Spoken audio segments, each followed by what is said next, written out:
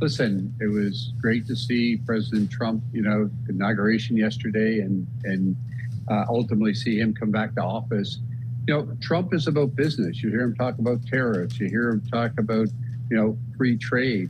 And if you come back and look at cannabis and the opportunities there to legalize that and the excise tax that can be brought into the U.S. coffers, I think he looks at it as a business. And I think, as I said before, I think medical cannabis in the U.S. legalizes, and that enacts Safe Bank, ultimately from a decriminalization, and that takes the illicit market off the street. And I think absolutely Trump will absolutely look at that. And I think, he has already looked at that. When it came to the election in November, he was in favor of cannabis, legalizing from a recreational standpoint in Florida. It didn't pass because it's needed 60%, and then I think it was around 53, 54%.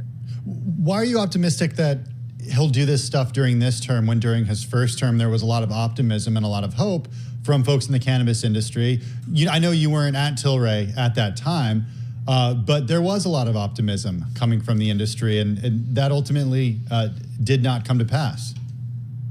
So listen, again, I think from a business standpoint, and he looks at it from two things.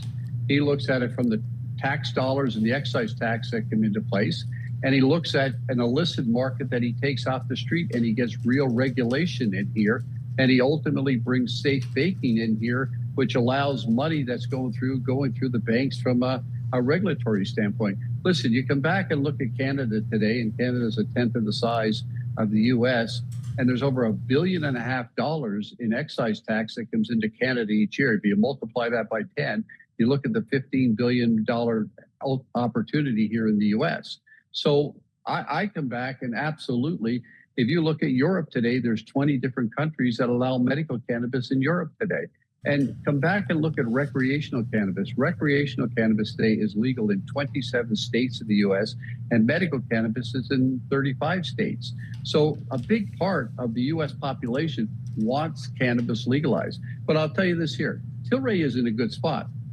We can't sell cannabis in the U.S. because we're a NASDAQ-listed company. We're the largest cannabis company in Canada today.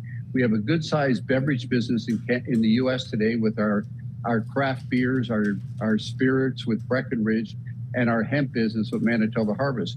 We also have a good-sized business in Europe today with our medical cannabis business, where there we only can sell cannabis through prescriptions from doctors. So we're a well-diversified company. And I got to tell you, it would be very helpful to Tilray if cannabis did legalize in the U.S. from a medical standpoint. And I think, hey, it's a $200-300 million business for us right away at a 3% size of the market. As you just said, it's a $10 billion market here in the U.S. from a medical standpoint.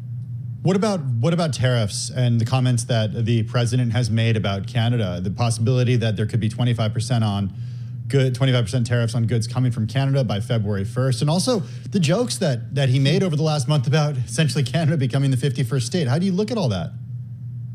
Well, I don't think that's going to happen, number one. But number two, I think he got Canada's attention. The good news is, the only thing we bring in from Canada today is we bring some hemp in for our hemp business.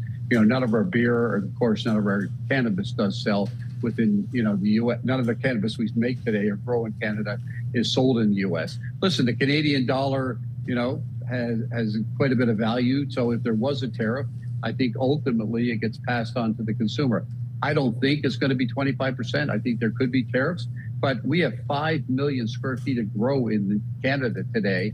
And if we could produce there, which would be about 60 metric tons, and be able to sell it in the U.S., it would be very, very beneficial to Tilray.